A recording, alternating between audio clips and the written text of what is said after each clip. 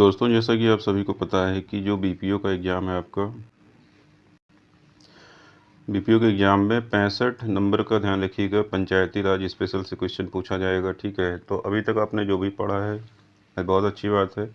हो सकता है कि इसमें कुछ क्वेश्चन आपको नए मिले, हो सकता है पढ़ा हुआ भी हो, लेकिन एग्ज़ाम टाइम पे रिवीजन बहुत ज़रूरी होता है। तो ये क्लास आपके लिए बहुत ही महत्वपूर्ण होने वाली है, ठीक है। जो भी चीज़ें आपने पढ़ी है, ठीक है, लेकिन एग्ज़ाम टाइम पर कहा जाता है कि अगर आप जो भी चीज़ें रिवीजन में अपने शामिल करते हो, ठीक है, वहाँ से क्वेश्चन पूछे जाने की भी संभावना होती है। ये क्लास आपके लिए बहुत ही महत्वपूर्ण है, पूरा आखिरी तक देखिएगा, 100% यहाँ से क्वेश्चन मिलने की संभावना है, ठीक है। तो बिना देर किए हुए आइए देखते हैं यहाँ पे, और इसमें हम ध्यान रखिएगा योजनाओं को भी पूरा कवर कर देंगे आखिरी में, ठीक है।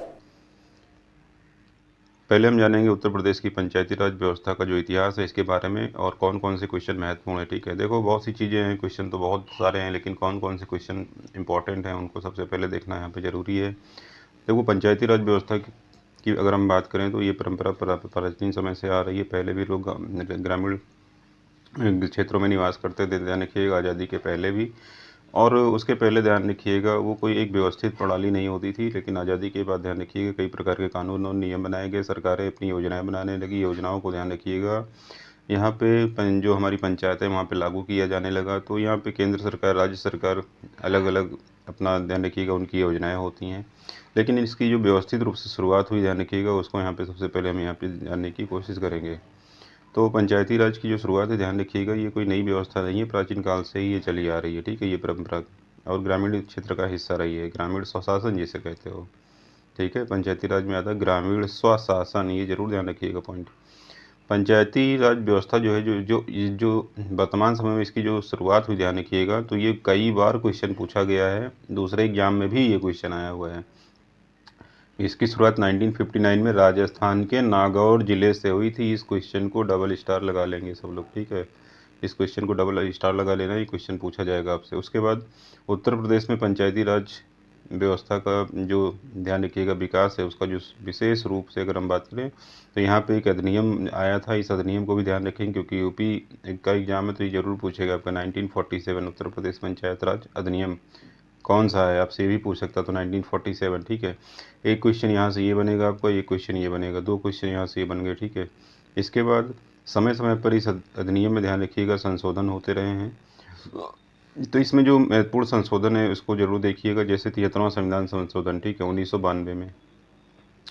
इस संशोधन के द्वारा पंचायती राज को संवैधानिक दर्जा दिया गया। वेरी इंपॉर्टेंट क्वेश्चन है, किस संविधान संशोधन के अंतर्गत पंचायती राज को संवैधानिक दर्जा दिया गया, ये क्वेश्चन आपसे पूछ लेगा, ठीक है। तो 1992 73वां संविधान संशोधन, ठीक। अब इसके बाद अगर हम बात करें संविधान के भाग 11 में अनुच्छेद 243 से 243 ओ, ठीक है, ये जो है ये किससे संबंधित है, पंचायती राज व्यवस्था से संबंधित है। संविधान का भाग 9, ये भाग 9 है, ठीक है, इसको ध्यान रखिएगा। पंचायती राज से संबंधित है, संविधान का भाग 9 किससे संबंधित अगर आपसे पूछे तो पंचायती राज व्यवस्था से संबंधित है।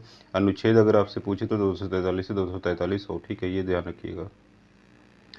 पंचायतों की त्रिस्तरीय व्यवस्था की यहाँ पे बात की गई है, ठीक है, इसमें पंचायतों की त्रिस्तरीय व्यवस्था की बात की गई, ध्यान रखिएगा। और जो त्रिस्तरीय व्यवस्था है, 3 स्तरीय संरचना है, ध्यान रखिएगा, ठीक है। तो इसमें पहला है आपका ग्राम पंचायत आता है ग्राम स्तर पर, दूसरा क्षेत्र पंचायत ब्लॉक स्तर पर, या इसी को पंचायत समिति बोलते हैं।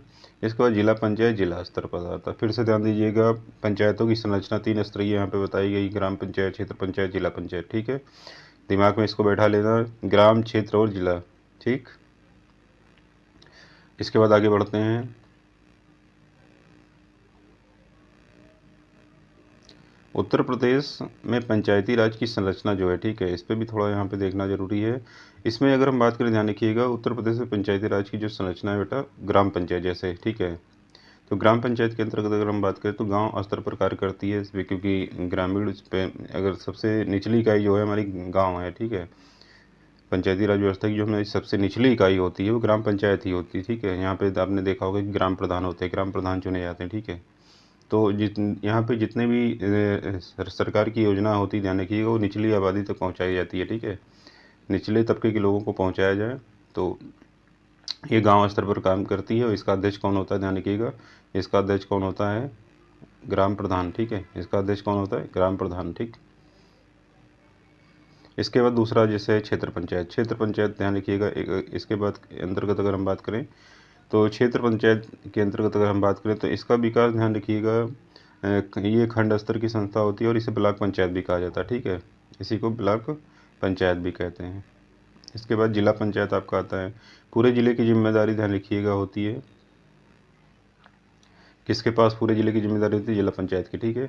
और यहाँ पे अगर हम बात करें तो जैसे जो भी योजनाएं होती हैं वो जिला स्तर पे आती हैं, ठीक है। उसके बाद उन सभी योजनाओं को ध्यान रखिएगा जो लागू करवाया जाता है, ध्यान रखिएगा प्रशासनिक विभाग जो अलग अलग होते हैं सरकार के, उनके द्वारा ग्रामीण क्षेत्र लेवल पर उस सभी योजनाओं को लागू कराया जाता है, ठीक है।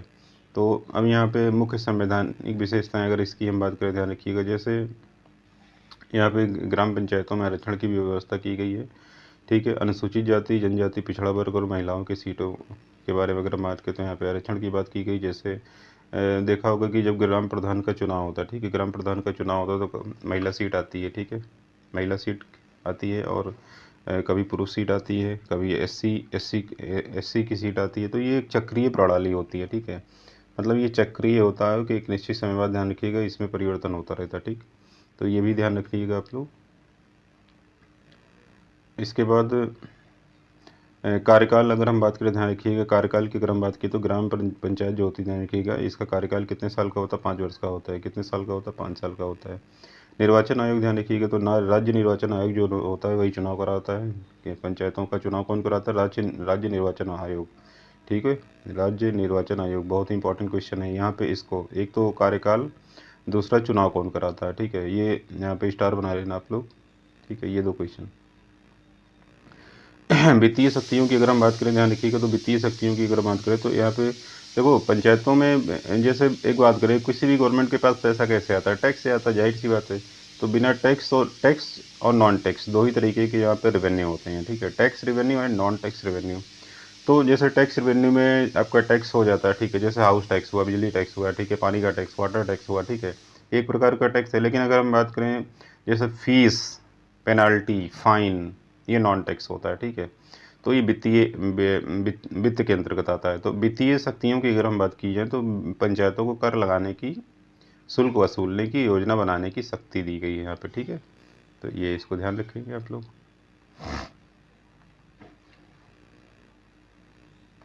पंचायती राज से जुड़े महत्वपूर्ण अनुच्छेद, ठीक है। तो ये बहुत ही इंपॉर्टेंट क्वेश्चन है अनुच्छेद 243, जिसमें पंचायत की परिभाषा बताई गई। क्या बताया गया, पंचायत की परिभाषा बताई गई। दूसरा 243 भी पंचायतों की स्थापना के बारे में बताया गया है। 243 ही पंचायतों की संरचना के बारे में बताया गया, ठीक है। 2 स्तरीय, त्रिस्तरीय, 4 स्तरीय, ठीक है। तो ये सब इसमें। इसके बाद 243D सीटों का आरक्षण के बारे में बताया गया है, ठीक है। किसके बारे में, सीटों के आरक्षण के बारे में बताया गया। इसके बाद 243C कार्यकाल, 243 ही कार्यकाल कितना, 5 साल का। जैसे कि अगर हम बात करें 243 से पंचायत सदस्यों की अयोग्यता के बारे में बात की गई है। 243G पंचायतों की शक्तियाँ, 243S वित्तीय प्रावधान। अब यहाँ पे सबसे महत्वपूर्ण कौन सा है जो पूछा जा सकता है, देखो जो यहाँ पे मतलब रट्टा मार लेना। एक तो परिभाषा वाला, मतलब पंचायतों को किस अनुच्छेद के अंतर्गत रखा गया है, परिभाषित किया गया, सॉरी। तो ये 243 पंचायतों की स्थापना, ये दूसरा आर्टिकल। इसके बाद कार्यकाल, कार्यकाल जरूर इसमें ध्यान रखिएगा, कार्यकाल वाला, ठीक है। और 243C, ठीक है। ये कुछ महत्वपूर्ण है, इनको जरूर ध्यान में रखिएगा। उत्तर प्रदेश पंचायती राज अधिनियम जो 1947, ध्यान रखिएगा इसकी मुख्य विशेषताएं क्या है, ठीक है। इसको भी यहाँ पे देख लेते हैं।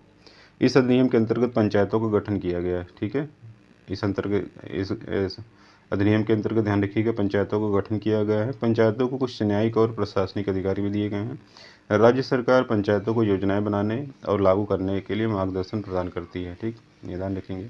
उत्तर प्रदेश पंचायती राज व्यवस्था की वर्तमान स्वरूप या वर्तमान स्थिति क्या है, इसको देख लेंगे। देखो उत्तर प्रदेश में पंचायती राज व्यवस्था संविधान के 73वें संविधान संशोधन के अनुरूप त्रिस्तरीय है। वेरी वेरी इंपॉर्टेंट क्वेश्चन यहाँ पे। जैसे अगर पूछे आपसे यूपी का जो पंचायती राज व्यवस्था है वो किस प्रकार की है, तो 3 टायर है, ठीक है। 3 स्तरीय पंचायती राज व्यवस्था है, ठीक है, उत्तर प्रदेश की। और जिसमें से पहला आता है, ध्यान रखिएगा, ग्राम पंचायत, ठीक है। यह सबसे निचला स्तर है। आपसे ये भी पूछ सकता है कि पंचायती राज, उत्तर प्रदेश पंचायती राज व्यवस्था का सबसे निचला स्तर कौन सा है, तो ये ग्राम पंचायत है, ठीक है। ये ग्राम पंचायत, ये सबसे निचला स्तर है, ठीक है। और हर गांव और ग्राम सभा के लिए गठित की जाती है। ठीक है। वर्तमान स्वरूप की अगर हम बात करें तो उत्तर प्रदेश में पंचायती राज व्यवस्था के जैसे, हाँ ये हो गया सबसे निचला स्तर है। ठीक है। और इसके बाद अगर हम बात करें तो एक ग्राम पंचायत के अंतर्गत एक या अधिक छोटे गांव आ सकते हैं। ठीक है। ग्राम प्रधान ग्राम पंचायत का प्रमुख होता है, जिसे मुखिया कहते हो आप लोग। ठीक है। ग्राम पंचायत ग्रामीण विकास से जुड़े छोटे छोटे कार्यों, जैसे अब गांव से संबंधित है, ग्राम पंचायत से संबंधित कौन से काम होते हैं, जैसे सड़क बनना होगा, जल आपूर्ति हो गई। ठीक है। नाली की खुदाई हो गई, न पक्की नाली पक्की करवाना हो गया। ठीक है। सफाई, साफ सफाई जैसे व्यवस्था करना। ठीक है। रोशनी, लाइट वगैरह लगवाना। ठीक है। ये सब जिम्मेदारी किसकी होती है? ग्राम पंचायत की होती है। ग्रामीण विकास में जो मुद्दे हैं आज के टाइम पे यही तो हैं, जैसे सरकारी नल लगवाना, ये सब देखा होगा अगर गांव में रहने वाले लोग हैं तो उनको अच्छे से पता होगा। ठीक है। ग्रामीण क्षेत्र में जो हमारे रहने वाले लोग हैं। अब क्षेत्र पंचायत की अगर हम बात करें, ध्यान रखिएगा, तो क्षेत्र पंचायत या विकासखंड पंचायत इसको कहते हैं। तो ये पंचायत ब्लॉक स्तर पर कार्य करती है। इसके सदस्य क्षेत्र ग्राम पंचायतों से चुने जाते हैं और इसका जो प्रमुख होता है, ध्यान रखिएगा, क्षेत्र पंचायत अध्यक्ष होता है। ठीक है। इसको अंडरलाइन कर लेंगे। यहाँ पे अगर हम बात की जाए तो यहाँ पंचायत शिक्षा, स्वास्थ्य, सड़क निर्माण जैसी योजनाएं के कार्यान्वयन में सहायता करती है। ठीक है। जिला पंचायत की अगर हम बात करें, तो ये सबसे ऊपरी स्तर की पंचायत है। देखो, सबसे निचले स्तर की है ग्राम पंचायत। ठीक है। उसके बाद सबसे ऊपरी स्तर की पंचायत कौन सी है? तो जिला पंचायत। ये भी ध्यान रखिएगा आप। ठीक। जिले के स्तर पर ये काम करती है। ठीक है। एक देखो, एक गांव स्तर पर, एक ब्लॉक स्तर पर, एक जिला स्तर पर काम करती है। तो जिला स्तर पर जो काम करती है वो जिला पंचायत हो जाती है। इसके सदस्य क्षेत्रीय निर्वाचन के आधार पर चुने जाते हैं, मतलब इनका निर्वाचन होता है, ये चुने जाते हैं। ठीक है। जिला पंचायत का जो अध्यक्ष होता है, ध्यान रखिएगा, जिला पंचायत अध्यक्ष कहलाता है। ठीक है। हर अगर हम बात करें यहाँ पर जिला पंचायत जो होती है, ध्यान रखिएगा, तो यह है पंचायत जिला स्तरीय योजनाओं का निर्माण करना और उसका पर्यवेक्षण करती है। ठीक। ये जिला पंचायत के बारे में हो जाता है। वर्तमान स्थिति की अगर हम बात करें, ध्यान रखिएगा, तो लगभग 2024-25 की जानकारी के अनुसार जो ध्यान रखिएगा, तो ग्राम पंचायतों की संख्या लगभग 58,189 है यूपी में। क्षेत्र पंचायतों की संख्या, ध्यान रखिएगा, 826 है। और ज़िले जो हैं आपके 75 ज़िले हैं। तो ठीक है, तो ये आप ज़रूर ध्यान रखेंगे। राज्य में पंचायती राज व्यवस्था को डिजिटल और सशक्त बनाने के लिए कई पहले की जा रही हैं, यहाँ पे ध्यान रखिएगा। और डिजिटल इनिशिएटिव अगर हम बात करें, जैसे ही पंचायत पोर्टल बनाया गया है, ध्यान रखिएगा, पंचायत के कार्यों की निगरानी के लिए और पारदर्शिता बनाने के लिए। ठीक है। इसके बाद अगर हम बात करें, ध्यान रखिएगा, यहाँ पे PRIA soft and PFMS fund के उपयोग की, ध्यान रखिएगा, यहाँ पे ऑनलाइन ट्रैकिंग भी की जाती है। ठीक है। ताकि जो करप्शन है, ध्यान रखिएगा, ये ना हो।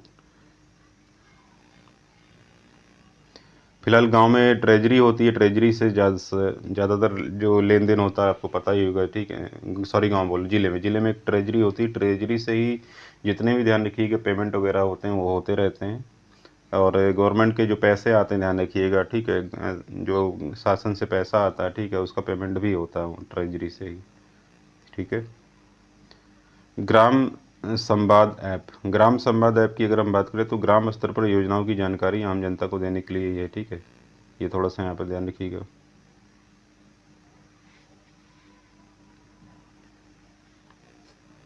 महिला सशक्तिकरण की जैसे यहाँ पे बात करी गई, महिला सशक्तिकरण की अगर हम बात करें, तो यहाँ पे ग्राम क्षेत्र और जिला पंचायतों में महिलाओं के लिए लगभग कितने प्रतिशत सीटें सुनिश्चित की गई? तो 50% आरक्षण। यहाँ पे इसको ध्यान रखिएगा, ग्राम क्षेत्र और जिला पंचायत में महिलाओं के लिए 50% आरक्षण सुनिश्चित किया गया है। ठीक है। इसको यहाँ पे ध्यान रखेंगे।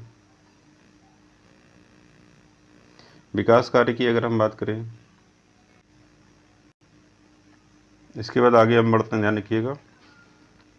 जैसे विकास कार्य की बात करें तो यहाँ पे कई योजनाएं चलाई जा रही हैं, स्वच्छ भारत मिशन, प्रधानमंत्री आवास योजना, जल जीवन मिशन जैसी योजनाओं का यहाँ पे कार्यान्वयन किया जा रहा है, ध्यान रखिएगा।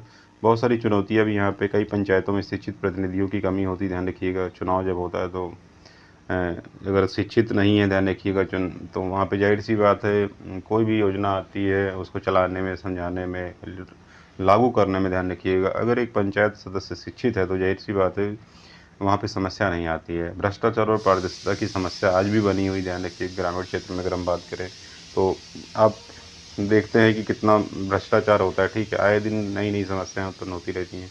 तकनीकी संसाधनों की सीमित उपलब्धता भी है, एक ये भी समस्या है। पंचायती प्रतिनिधियों का प्रशिक्षण अपर्याप्त है, ठीक है। तो ये सारी कुछ समस्याएं यहाँ पे हैं। अब पंचायतों के वित्तीय स्रोत की अगर हम बात करें, इनके पास पैसा कहाँ से आता है, ठीक है। पंचायतों को अपने कार्यों और विकास योजनाओं को लागू करने के लिए धन की आवश्यकता होती है। इसके लिए उन्हें, ध्यान रखिएगा, संविधान और राज्य सरकार द्वारा विभिन्न स्रोतों से वित्तीय सहायता प्रदान की जाती है, ठीक है। और पंचायतों के वित्तीय स्रोत को दो भागों में बांटा जा सकता है, ठीक है। मतलब कानून, संविधान का उन्होंने कानूनी रूप से या एक नियम के अनुसार राज्य सरकार के द्वारा अलग अलग स्रोतों से यहाँ पे पैसा प्राप्त होता है पंचायतों को, ठीक है। तो ये कौन कौन से हैं, इसको आइए यहाँ पे देखते हैं। तो यहाँ पे जो आंतरिक स्रोत हैं, ध्यान रखिएगा, इंटरनल इंटरनल सोर्स इसे कहते हैं, ठीक है, आंतरिक स्रोत। तो वह स्रोत होते हैं जिनसे पंचायत स्वयं धन एकत्र कर सकती है, इन्हें आंतरिक इंटरनल सोर्स कहा जाता है, ठीक है। तो कौन कौन से ऐसे सोर्स होते हैं जिनसे पैसा पंचायतें खुद इकट्ठा कर सकती हैं, खुद लगा सकती हैं, वसूल सकती हैं। तो इसमें जैसे टैक्सेस की बात की गई है, house tax, water tax, light tax, market tax, बाजार शुल्क, एनिमल टैक्स, ठीक है, व्यवसायिक कर, प्रोफेशनल टैक्स, ठीक, प्रोफेशनल टैक्स। तो ये जो टैक्स है, ध्यान रखिएगा, ये इसमें इंटरनल टैक्स में आएगा और ये पंचायतें, ध्यान रखिएगा, वसूलती हैं, ठीक है। तो ये और ध्यान, बहुत ही इंपॉर्टेंट क्वेश्चन है, इसको आप ध्यान रखिएगा, ठीक। कौन कौन से टैक्स हैं जो इंटरनल टैक्स है पंचायत वसूलती है? घर पर लगने वाला, पानी पर, प्रकाश पर, बाजार शुल्क, पशु शुल्क, व्यवसायिक कर, ध्यान रखिएगा ये, ठीक है। इसके बाद कुछ फ़ीस होती हैं, फ़ीस का मतलब ये नॉन टैक्स में आता है, ठीक। वो तो टैक्स में है, ये नॉन टैक्स में, जैसे नाली की सफाई के लिए पैसा लेना। विवाह, जन्म, मृत्यु प्रमाण पत्र जारी किया जाता है जब बनवाते हैं, तो उसके लिए गवर्नमेंट फ़ीस होती है, वो लिया जाता है। लाइसेंस शुल्क, दुकान होटल वगैरह खोलते हो तो उसके लिए एक लाइसेंस जारी किया जाता है गवर्नमेंट की ओर से, उसके लिए फ़ीस ली जाती है। मेला या हाट लगाने का शुल्क, देखा होगा कि जो ज़मीन होती है सरकार की, उस ज़मीन पर जब मेला वगैरह लगता है तो दुकानों से एक शुल्क लिया जाता है कि आप इतना पैसा दोगे तो यहाँ पे अपनी दुकान लगा सकते हो, तो उससे मेला शुल्क बोल सकते हो या हाट शुल्क बोल सकते हो। अतिक्रमण या जुर्माना कभी कभी लगाती है सरकार, ध्यान रखिएगा। जो यहाँ पे जो सरकारी ज़मीन का आप उपयोग कर रहे हो तो अतिक्रमण या फिर पेनल्टी लगाई जा सकती है सरकार के द्वारा, ठीक है। तो ये पंचायतें ही करती हैं ग्रामीण क्षेत्र लेवल पर, अगर हम बात करें, ठीक है, ये पंचायतों के अंतर्गत आता है। तो ये शुल्क हो जाते हैं, इसको बहुत ही ध्यान रखिएगा, ये बहुत ही महत्वपूर्ण क्वेश्चन इतना बनता है। इसके बाद संपत्ति से आय की यहाँ पे बात की गई है, तो पंचायत की ज़मीन या भवन को जब किराए पर दिया जाता है तो उससे इसकी इनकम होती है, ठीक है, ये भी महत्वपूर्ण क्वेश्चन है। पंचायत की दुकान, तालाब, चारागाह से जो आय होती है, ध्यान रखिएगा, कई बार सरकार के द्वारा, ध्यान रखिएगा, जो अपनी ज़मीन होती है ये दी जाती है और उसके बदले में सरकार क्या करती है, एक फ़ीस वसूलती है, ठीक है, पैसा लेती है, तो इससे भी सरकार को इनकम होती है। एक्सटर्नल सोर्स की अगर हम बात करें तो ये बाहरी सोर्स होते हैं। बाहरी सोर्स वही सोर्स होते हैं, ध्यान रखिएगा, जहाँ से पंचायतों को राज्य और केंद्र सरकार की ओर से धन प्राप्त होता है। तो देखो, ऐसा नहीं है कि खाली के राज्य से ही पैसा देती, बहुत सारी ऐसी योजनाएं होती हैं जिसमें राज्य सरकार के साथ साथ केंद्र सरकार भी अपना योगदान देती है, ठीक है। मतलब उसमें केंद्र सरकार का भी पैसा लगता है। जैसे अगर हम बात करें, ध्यान रखिएगा, जो आवास बनते, ध्यान रखिएगा, ठीक है। इसके अलावा ध्यान रखिएगा, जो सोलर सोलर की जो व्यवस्था की जा रही है, ठीक है। इसके बाद अ, और भी कई ऐसी योजनाएं, ध्यान रखिएगा, जिसमें केंद्र और राज्य का अलग अलग हिस्सेदारी होती है। उसमें कुछ परसेंट पैसा सरकार देती है, केंद्र सरकार, कुछ राज्य देती है, क्योंकि राज्य राज्य सरकारें भी केंद्र के बहुत सारी योजनाओं पर भरोसे रहती हैं, तो केंद्र उसमें पैसा देता है, ध्यान रखिएगा, ठीक है। अब जैसे एक एग्जाम्पल दें आपको, आयुष्मान भारत योजना है, जिसमें 5 लाख रुपए तक के इलाज की व्यवस्था तो है, तो ये केंद्र की ही योजना है ना, तो इस योजना को लागू करती है केंद्र सरकार। लागू राज्यों में करवाया जाता है कि नहीं, लेकिन फिर देखा होगा जैसे कुछ राज्य ऐसे हैं जो बीजेपी शासित नहीं है, तो वहाँ पे राज्य सरकार ने क्या होता है कि उसको अपने यहाँ लागू करने से रोकती हैं। जैसे पश्चिम बंगाल ले लो, या फिर अरविंद केजरीवाल की सरकार थी दिल्ली में ले लो, उस योजना को लागू नहीं होने दिया था, ठीक है। तो यहाँ पे डिपेंड करता है कि किस योजना को यहाँ पे लागू किया जा रहा है, सरकार की परमिशन दी जा रही है, ठीक है। तो केंद्र सरकार भी उसमें मदद करती है, धन देती है। राज्य सरकार से अनुदान, अनुदान मतलब जो पैसा आता है राज्य सरकार से, तो इसके लिए ध्यान रखिएगा, वित्त आयोग होता है, राज्य वित्त आयोग। राज्य वित्त आयोग आपका केंद्र में भी होता है और राज्य में भी होता है। राज्य वित्त आयोग जो होता है, ध्यान रखिएगा, वो बताता है कि कहाँ पे कितना पैसा दिया जाए।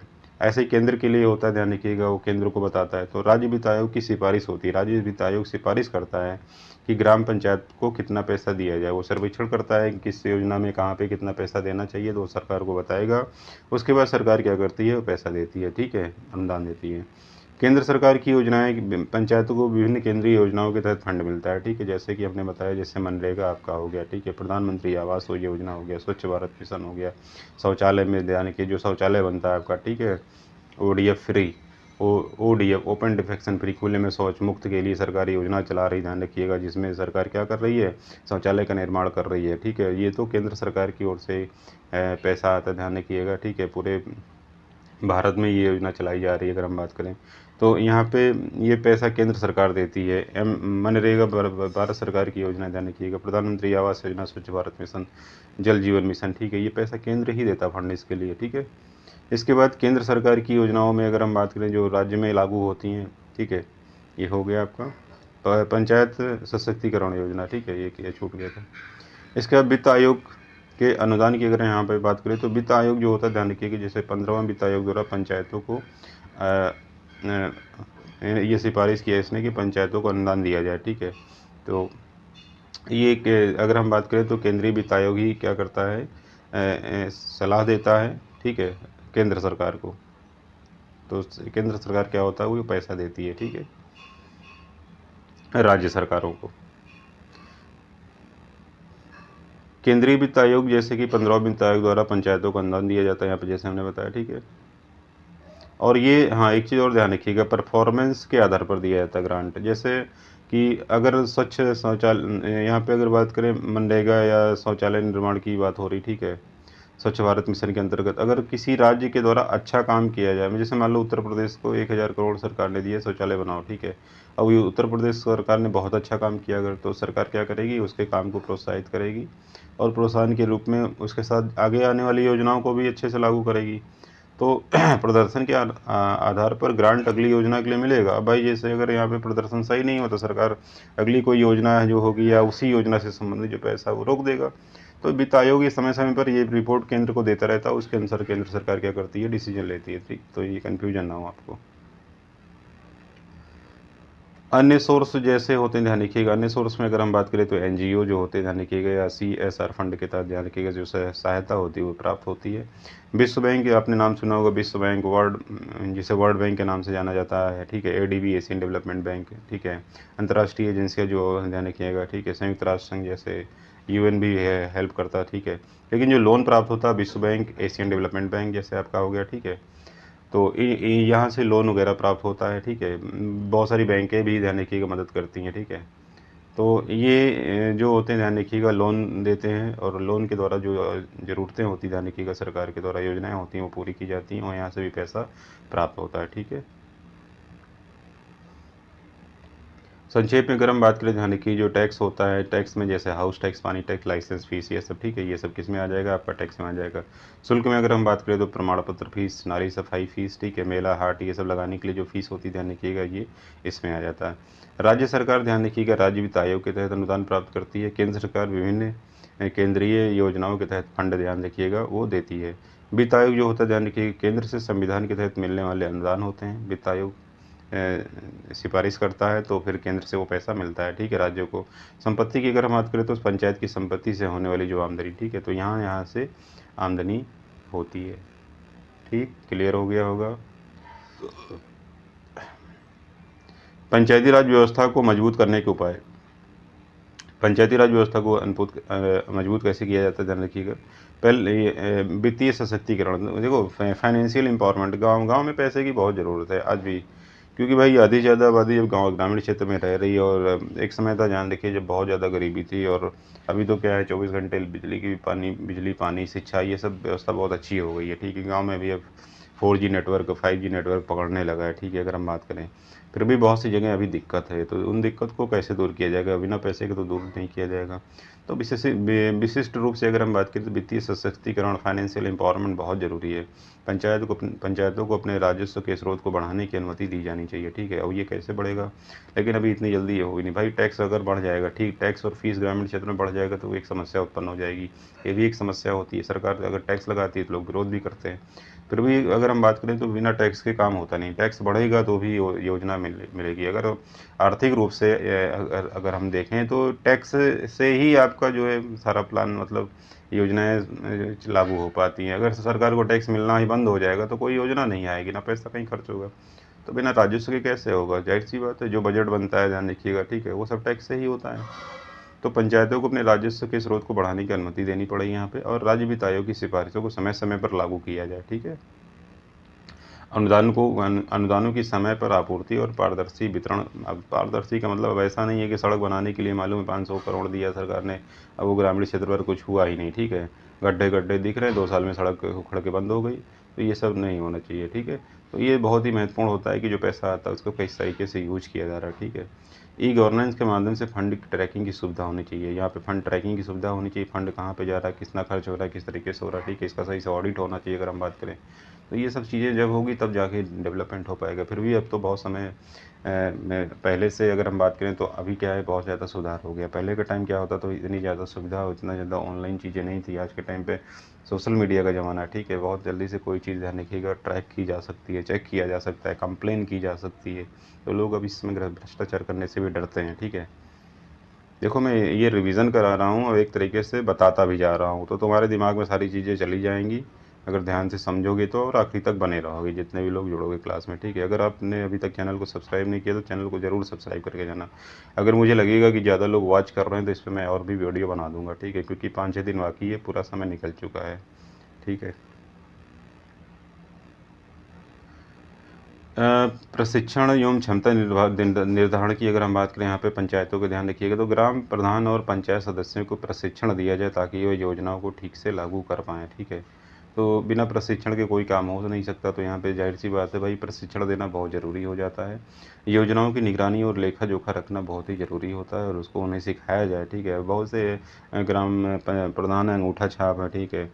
पता लगा मैं उनकी वाइफ़ जीत गई हैं और खुद जाके प्रधानी कर रहे हैं, क्षेत्र में जा रहे हैं, विज़िट कर रहे हैं, उन्हें कुछ पता ही नहीं है, ठीक है। अब तो ऐसे ऐसे तो दिक्कत हो जाएगी। पता ल चला एक एप्लीकेशन लिखना भी नहीं आता, ठीक है। उन्हें एप्लीकेशन, मान लो डीएम साहब को लिखना है कि हमारे क्षेत्र में ये समस्या है, वो खुद एप्लीकेशन भी नहीं लिख पाते हैं। कहीं बोलना हुआ 2-4 लोगों के सामने बोल भी नहीं पाते हैं, ठीक है। जीत तो जाते हैं लोग चुनाव, लेकिन ज़ाहिर-सी बात है, तो शिक्षा का अगर अभाव रहेगा तो कम्युनिकेशन में बाधा आ जाएगी, योजना को सही तरीके से लागू करने में बाधा आएगी। तो ये सब दिक्कत वहाँ पे आ जाएगी, ठीक है। डिजिटलीकरण की अगर हम बात करें तो पंचायत में कार्यों में पारदर्शिता लाने के लिए, ध्यान रखिएगा, डिजिटल पोर्टल, ऐप और ऑनलाइन मॉनिटरिंग सिस्टम बहुत ज़रूरी है, ठीक है। इसके लिए ज़ाहिर-सी बात है, पंचायत लेवल पर सभी को शिक्षित होना ज़रूरी है और ट्रेनिंग दी जाए समय-समय पर इन सब की, ठीक है। योजनाओं की जानकारी ग्रामवासियों तक पहुँचाने के लिए ग्राम संवाद, ई ग्राम स्वराज जैसे प्लेटफ़ॉर्म को बढ़ावा देना ज़रूरी है। पब्लिक भागीदारी भी बहुत ज़रूरी है, यहाँ पे पब्लिक पार्टिसिपेशन भी बहुत ज़रूरी है। पब्लिक तभी अवेयर हो पाएगी। ग्राम सभाओं को सक्रिय और प्रभावी बनाया जाए, ग्रामीणों को पंचायत की योजनाओं की सीधी भागीदारी दी जाए, ध्यान रखिएगा। सामाजिक लेखा परीक्षा, सोशल ऑडिट को अनिवार्य बनाया जाए, ठीक है। महिलाओं और कमज़ोर वर्गों को सशक्त बनाया जाए, महिलाओं के लिए आरक्षित सीटों को और अधिक प्रभावी बनाया जाए, अनुसूचित जाति जनजाति के प्रतिनिधियों को भी नेतृत्व के लिए प्रेरित किया जाए। इन वर्गों को विशेष प्रशिक्षण देकर उसमें आत्मविश्वास बढ़ाया जाए। भ्रष्टाचार पर नियंत्रण, करप्शन पर कंट्रोल होना बहुत ज़रूरी है, ध्यान रखिएगा। पंचायत के फंड को दुरुपयोग रोकने के लिए ऑडिट सिस्टम मजबूत होना चाहिए। देखो, ऑडिट आ गया ऑडिटर वालों के लिए, ठीक है। ऑडिट सिस्टम जो होता है, ध्यान रखिएगा, ये राज्य सरकार ऑडिट कराती है, ध्यान रखिएगा, ठीक है। जो भी पैसा आता है उसके लिए ऑडिटर होते हैं, ऑडिटर आते हैं ग्राम पंचायत लेवल पर। ग्राम पंचायत का जितने भी भारत सरकार के, सॉरी, इस राज्य सरकार के जो विभाग हैं, ठीक है, उन सभी विभागों में ऑडिट करवाया जाता है, ठीक है। तो जो डिपार्टमेंट है, ध्यान रखिएगा, जिनके माध्यम से कार्य किए जाते हैं, तो उन डिपार्टमेंट का ऑडिट होता है। ग्रामीण स्तर तक ऑडिट होना चाहिए ताकि सिस्टम मजबूत हो, ध्यान रखिएगा, लोग चोरी करने से बचें। जवाबदेही, अकाउंटेबिलिटी तय करनी चाहिए भाई, ये जो करप्शन करेगा उसकी अकाउंटेबिलिटी चेक की जाए। अगर नहीं सुधार आता सीधे नौकरी से हटाया जाए, ठीक है। जाहिर सी बात है, जब जवाबदेही तय की जाएगी तभी कोई चीज़ सही से हो पाएगा। आरटीआई सूचना के अधिकार को, ध्यान रखिएगा, पंचायत स्तर पर और प्रभावी बनाया जाए। अभी क्या है कि बहुत सारे लोग समझदार हो गए हैं, यहाँ पे खुंदस निकालने के लिए ग्राम प्रधान दैनिकी का तुरंत आरटीआई लगा देते हैं, बताओ कितना पैसा कहाँ पे खर्च किए हैं, क्या क्या किए हैं, ठीक है। आजकल ऐसा भी है, तो लोग समझदार हो चुके हैं, ठीक है। और इसको और प्रभावी बनाया जाए, इससे लोगों में डर बना रहेगा।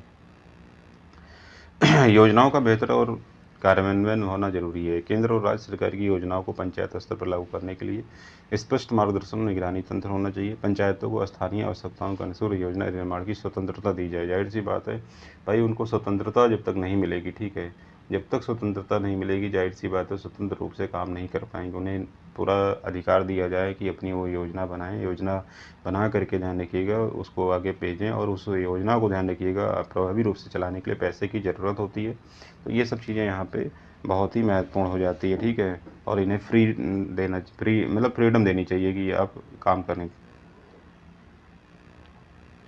राजनीतिक हस्तक्षेप में कमी, भाई अगर अब पता चले राजनीतिक हस्तक्षेप ज़्यादा होगा तो कामों में बाधा आती है, ठीक है। अगर हम बात करें, कोई भी एक उदाहरण ले लो, आज के टाइम पे किसी काम में राजनीतिक हस्तक्षेप अगर होगा तो उस काम में बाधा उत्पन्न हो जाए। पंचायतों को निर्णय लेने की स्वतंत्रता दी जाए। राज्य सरकारों का अत्यधिक नियंत्रण जो है समाप्त कर दिया जाना चाहिए। यहाँ पे वास्तविक विकेंद्रीकरण को बढ़ावा दिया जाना चाहिए, ठीक है।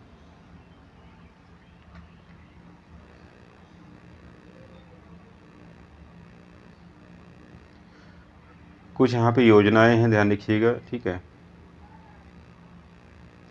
और हम कोशिश करेंगे इन सभी योजनाओं को एक साथ यहाँ पे कवर करने की कोशिश करेंगे, ठीक है। इसके लिए एक अलग वीडियो भी हम बनाएंगे, सारी योजनाओं को एक जगह कवर करेंगे, जो जितनी भी लेटेस्ट योजनाएं हैं, ठीक है। तो यहाँ पे जो मेन है इसको देख लेते हैं एक बार।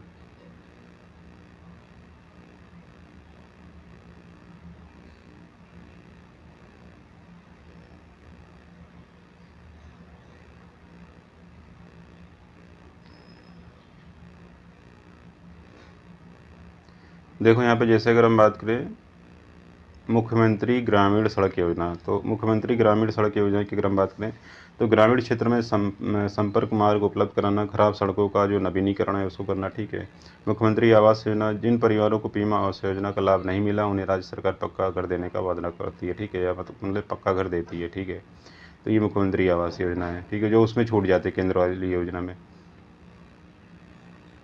नमामि गंगे ग्रामीण जलापूर्ति योजना, गंगा नदी से जुड़े गाँवों में स्वच्छ और ध्यान रखिएगा नल से जल की आपूर्ति इसमें दी जाती है। जल जीवन मिशन की राज्य स्तरीय विस्तार, ठीक है, इसके अंतर्गत आता है। स्वच्छ भारत मिशन का मुख्य उद्देश्य, ध्यान रखिएगा, शौचालय निर्माण, बहुत ही इंपॉर्टेंट पॉइंट है। और इसमें ये वाला पॉइंट जरूर पढ़ लेना, ODF, ओपन डिफेक्शन फ्री, खुले में शौच मुक्त, ठीक है। अभी हम और भी योजनाओं को डिस्कस करेंगे, ऐसा नहीं कि यही योजना है, और बहुत सारी योजना को हम यहाँ डिस्कस करेंगे, और पंचायती राज में और भी बहुत सारे क्वेश्चन है जो डिस्कस करने वाले हैं, ठीक है। राष्ट्रीय ग्रामीण आजीविका मिशन, ठीक है, जिसे NRLM के रूप में जाना जाता है, ये राज्यों में लागू है। अगर महिला स्वयं सहायता समूह को इसके अंतर्गत क्या होता है, रोजगार और प्रशिक्षण दिया जाता है, जिसे कहते हैं सेल्फ हेल्प ग्रुप, ठीक है, ये सेल्फ हेल्प ग्रुप होता है। उत्तर प्रदेश में इसे नाम दिया गया है राज्य ग्रामीण आजीविका मिशन, ठीक। मनरेगा किस योजना के अंतर्गत 100 दिन काम के रोजगार उपलब्ध कराया जाता है, ध्यान रखिएगा। ये क्वेश्चन कई बार आया हुआ है, कौन सी योजना के अंतर्गत 100 दिन का रोजगार उपलब्ध कराया गया है, तो ये तो आसान है, सभी को पता है, ठीक है, MG NREGA, Mahatma Gandhi national rural employment guarantee act जिससे कहते हो, ठीक है, इसको याद रखिएगा। समग्र ग्राम विकास योजना, एक गांव को मॉडल गांव के रूप में विकसित करने के लिए ये योजना है, ठीक है। अब मॉडल गांव जो विकसित किया जाएगा वहाँ पे सड़क, स्वास्थ्य, शिक्षा और बिजली और पेयजल को प्रोत्साहन दिया जाता है, ठीक है, इस योजना के अंतर्गत। समग्र ग्राम विकास योजना, एक अच्छा ये हो गया। ग्राम पंचायत विकास योजना, ठीक है, ग्राम पंचायत स्तर पर ग्रामीणों की, ध्यान रखिएगा, ज़रूरतों के हिसाब से योजनाएं बनाना, पंचायतों को भागीदारी और जवाबदेही तय करना, ठीक है, इसके अंतर्गत। ग्राम मुख्यमंत्री सामूहिक विवाह योजना, ये भी बहुत ही महत्वपूर्ण योजना है। देखो इसके पहले हमने बजट पढ़ा दिया इसलिए, ठीक है, अगर आपने नहीं पढ़ा है, जितने BPO वाले हो, भाई हमने इसके लिए बजट पढ़ाया हुआ, बजट में बहुत सारी योजना कवर कर दी है। अगर आपने वीडियो नहीं देखा तो जाके देख लो, 2025-26 का जो बजट है हमने पढ़ा दिया है, उसको आप देख लीजिए जाके, ठीक है। उसमें क्वेश्चन काफ़ी आपका कवर हो जाएगा। और सेंसस उत्तर प्रदेश की जनगणना भी हमने पढ़ा दी है, यूपी जीके में वो भी कवर हो जाएगा, ठीक है। मुख्यमंत्री सामूहिक विवाह योजना आर्थिक रूप से कमजोर वर्ग की बेटियों की शादी हेतु सहायता राशि उपलब्ध कराई जाती है। ग्रामीण क्षेत्र में इसका विशेष प्रभाव होता है। एक जनपद एक उत्पाद योजना, ध्यान रखिए, वन डिस्ट्रिक्ट वन प्रोडक्ट की बात की गई है। हर जिले के पारंपरिक उत्पाद को पहचान और मार्केटिंग सुविधा देना। यहाँ पे हम एक क्लास इसकी बताएंगे, ध्यान रखिएगा, वन डिस्ट्रिक्ट वन प्रोडक्ट की, ठीक है, बता देंगे उसमें किस जिले में कौन से प्रोडक्ट को यहाँ पे शामिल किया गया है, ठीक है, ग्रामीण उद्यमिता को प्रोत्साहन करने के लिए।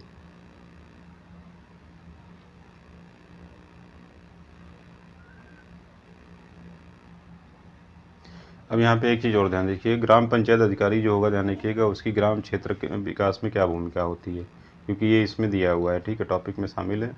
अब यहाँ पे अगर हम बात करें तो यहाँ पे योजनाओं का जो क्रियान्वयन होता है, ठीक है, या इम्प्लीमेंटेशन जिसे इंग्लिश में बोलते हो, ठीक है, तो उसको यहाँ पे अगर बात करें लागू करवाना, केंद्र और राज्य सरकार की सभी ग्रामीण योजनाओं, जैसे प्रधानमंत्री आवास योजना आपका हो गया, ठीक है, इसके बाद मनरेगा हो गया, स्वच्छ भारत मिशन हो गया, जल जीवन मिशन हो गया, ठीक है, इन योजनाओं को ग्राम स्तर पर लागू करना और सहयोग करना। फिर से एक बार देख लो, यहाँ पे आपसे क्वेश्चन पूछेगा कि ऑप्शन में दिया होगा, ठीक है, ये हो सकता है बड़े क्वेश्चन में ये पूछ ले, क्योंकि इस तरह के क्वेश्चन अब आ भी रहे हैं कि ग्राम पंचायत अधिकारी का क्या रोल होता है, ग्राम सभा के विकास में क्या रोल होता है। तो इसमें स्टेटमेंट वाले क्वेश्चन आपसे पूछेगा।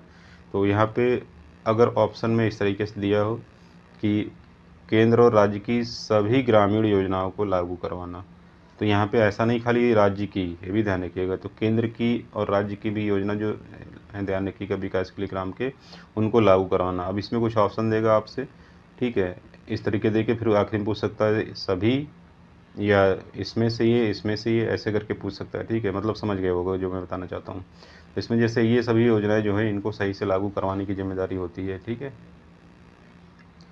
विकास कार्यों की निगरानी भी रखता है वो, मॉनिटरिंग ऑफ डेवलपमेंट वर्क, जैसे सड़क हो गया, नाली होगी, शौचालय हो गया, सामुदायिक भवन हो गया, यानी कि इनके निर्माण की निगरानी भी वही रखता है, ग्राम पंचायत अधिकारी, ठीक है। तो ये ध्यान रखेंगे आप। इसके बाद गुणवत्ता की जांच करना और निर्माण कार्यों में पारदर्शिता बनाए रखना, इसकी भी जिम्मेदारी होती है, ठीक है। ग्राम सभा की बैठकें आयोजित कराना बहुत ही इंपॉर्टेंट पॉइंट होता है, ध्यान रखिएगा। ग्राम सभा की बैठकों को आयोजित करना और ग्रामीणों की ज़रूरत को समझना सुनना, ठीक है। जब ग्राम सभा की बैठक होती है तो ग्रामीण क्षेत्र के जो लोग होते हैं, ध्यान रखिए, उसमें जाते हैं और अपनी बात रखते हैं, तो उन सभी बात को रख के उसको दूर करने की कोशिश की जाती है। तो ग्राम प्रधान के साथ जो ग्राम पंचायत अधिकारी होता है, ध्यान रखिएगा, वो मीटिंग करता है, ठीक है। और यहाँ पे जो प्रस्ताव पारित होता है, ध्यान रखिएगा, उसमें योजनाओं की प्राथमिकताएं तय करते हैं, ठीक है, कि कौन कौन सी योजनाएं हैं जो यहाँ पे लागू की जा सकती हैं, उसकी योजना प्लानिंग बनाते हैं लोग, ठीक है। रिकॉर्ड और दस्तावेज बनाए रखना, ग्राम पंचायत की आय व्यय का रिकॉर्ड रखना, ये भी अब ग्राम पंचायत अधिकारी का काम होगा। पंजीयन कार्य जैसे जन्म मृत्यु प्रमाण पत्र, विवाह पंजीकरण आदि कार्य भी आप ही करोगे। रोजगार सृजन और रोजगार को बढ़ावा देना, स्वरोजगार को, मनरेगा जैसी योजनाओं के माध्यम से ग्रामीणों को रोजगार उपलब्ध कराना, महिला स्वयं सहायता समूह और युवाओं को आत्मनिर्भर बनाना, ठीक है। इसके बाद स्वच्छता और स्वास्थ्य कार्यक्रम, गांव में साफ सफाई, शौचालय निर्माण, कचरा प्रबंधन आदि कार्यक्रमों का संचालन करना, ग्रामीणों को जागरूक करना। छठा पॉइंट, स्वच्छता और स्वास्थ्य कार्यक्रम, अच्छा ये हो गया। सातवां पॉइंट, सामाजिक समरसता और शिकायत समाधान, गांव में सामाजिक सद्भाव बनाए रखना, नागरिकों की समस्याओं को सुनना और त्वरित समाधान करना, ठीक है। सातवां पॉइंट हो चुका है। आठवां पॉइंट, शिक्षा और जागरूकता को फैलाना, ग्रामीणों में योजनाओं के बारे में जानकारी देना, महिला शिक्षा, पोषण, बाल कल्याण आदि विषयों पर कार्यक्रम आयोजित करना, जागरूकता लाना, ठीक है, पेड़ पौधे लगवाना, ये सब भी इनका ही काम होता है, ध्यान रखिएगा, ठीक है। जैसे भी 2024 में बात करें तो सबसे ज़्यादा जो पेड़ पौधे लगाए गए थे पंचायती राज विभाग के द्वारा ही लगाए गए थे, लखनऊ के कुकरेल पार्क में, ठीक है। तो ये सब ध्यान रखिएगा। उत्तर प्रदेश सरकार की जो प्रमुख योजनाएं यहाँ पे कुछ हैं, ठीक है, इसको यहाँ पे देखते हैं, लेकिन इससे ज़्यादा हम एक अलग इसके लिए वीडियो लाने वाले जिसमें सारी योजनाओं को हम यहाँ पे डिस्कस करेंगे, ठीक है। तो इसके लिए थोड़ा सा आप इंतज़ार करिए, हम कोशिश कर रहे हैं कि इस योजनाओं के लिए एक अलग वीडियो बना दें, ठीक है। तो ये पंचायती राज के बारे में अभी हमने बताया है पूरा, लेकिन अभी इसमें एक वीडियो और हम लेके आ रहे हैं, ठीक है, पंचायती राज व्यवस्था सिस्टम